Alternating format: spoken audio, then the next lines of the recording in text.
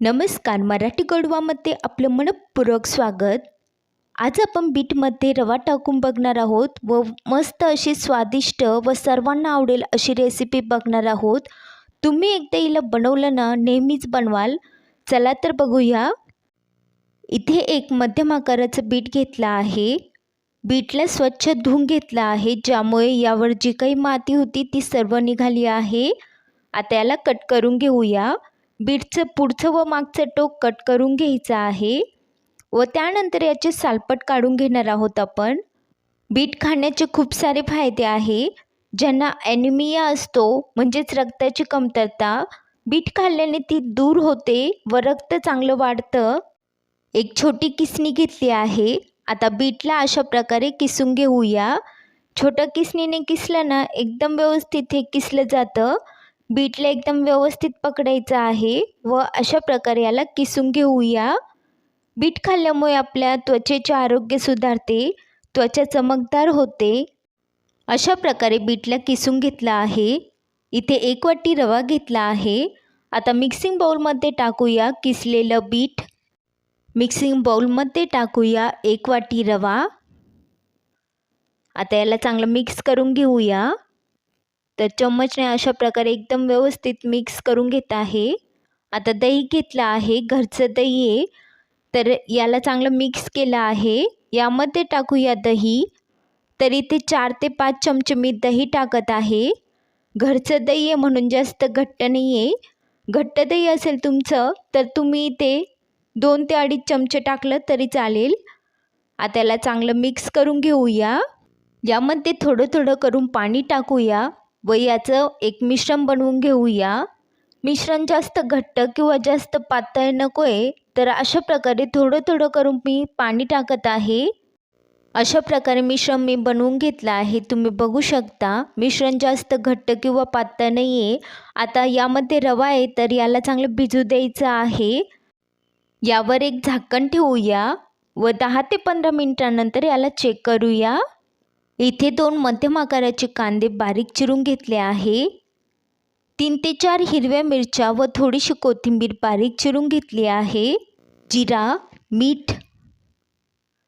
आता 15 मिनिटं झाले आहे. झाकण काढून घेतलं आहे.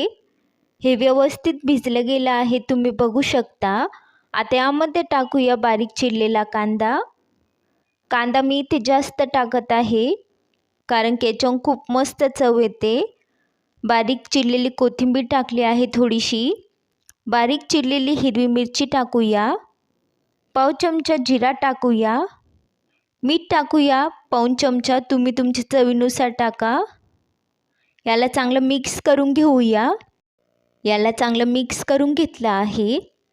आता यामध्ये टाकूया बेकिंग सोडा. तर इथे पाव चमचा बेकिंग सोडा टाकत आहे. याला चांगलं मिक्स करून घेऊया. याला चांगलं मिक्स करून घेतलं आहे. मिश्रण तयार आहे. गॅसवर अप्पेपात्र ठेवलं आहे. तेल. अप्पेपात्रामध्ये टाकूया तेल. तर अशा प्रकारे सर्व साच्यामध्ये तेल टाकून घेऊया. जे मिश्रण आहे ते तयार आहे. आता हे मिश्रण अप्पेपात्रामध्ये एक साच्यामध्ये टाकून घेऊया. तर चम्मचने अशा प्रकारे मी टाकून घेत आहे. अप्पेपात्रामध्ये मिश्रण टाकताना नेहमी साईडने मिश्रण टाकून घ्या. मधोमध पहिली नाही टाकायचं कारण की तिथे जास्त उष्णता असते तर ते करपू शकतं. स्टार्टिंगला असं साईडने टाकायचं आहे व लास्टला मधोमध मिश्रण टाकायचं आहे.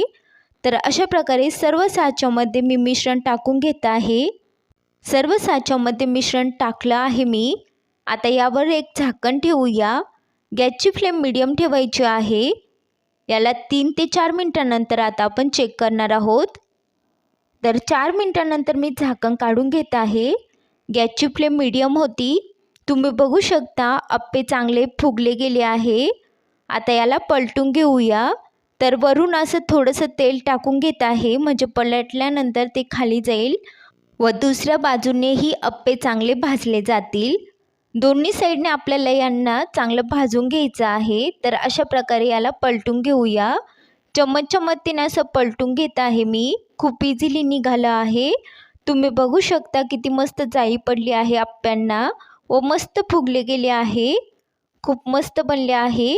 अशा प्रकारे सर्व आप्पे अशा प्रकारे पलटून घेऊया व दुसऱ्या साईडनेही आप्प्यांना चांगलं भाजून घेऊया।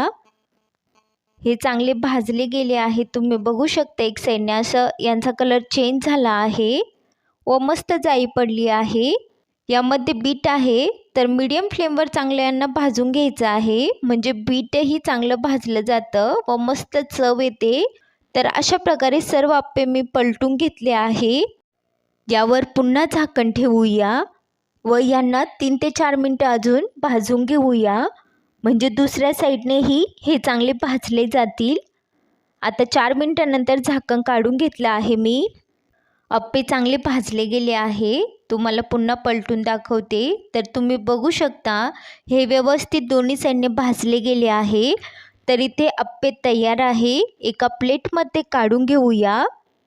हे आप्पे तुम्ही एकदा बनवले ना तर हप्त्यातून 3 ते 4 वेळा नक्की बनवशाल, इतके टेस्टी बनतात व लहान असो की मोठे सर्वांना खूप आवडेल।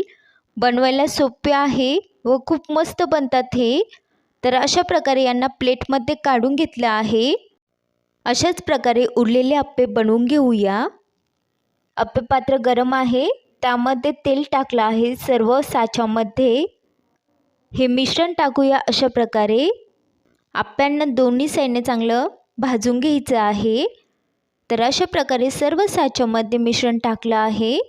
यावर झाकण ठेवूया, गॅसची फ्लेम मीडियम ठेवून याला 3 ते 4 मिनटं चांगलं भाजून घेऊया। 3 ते 4 मिनटं झाले आहे, झाकण काढून घेऊया। आता यावर थोडं थोडं तेल टाकूया व यांना पलटून घेऊया। चमचच्या मदतीने अशा प्रकारे मी यांना पलटून घेत आहे। अशा प्रकारे यांना पलटून घेऊया व दुसऱ्या साईडनेही चांगलं यांना भाजून घेऊया। बीट खाणे आपल्या हृदयासाठी आणि यकृतासाठी खूप चांगले असते, त्यामुळे बीट आवर्जून खाल्ला पाहिजे। पण बहुतेक बऱ्याच जणांना बीटची चव आवडत नसल्यामुळे बीट खात नाही, पण तुम्ही जर अशा प्रकारे बीटचे आप्पे बनवले तर याची चव तुम्हाला खूप आवडेल व हे खूप पौष्टिक आहे, तर तुम्हीही नक्की ट्राय करा। तर अशा प्रकारे इथे आप्पे तयार आहे, प्लेटमध्ये काढून घेऊया। तर तुम्ही बघू शकता किती मस्त फुगले आहे व मस्त जाळी पडली आहे यांना।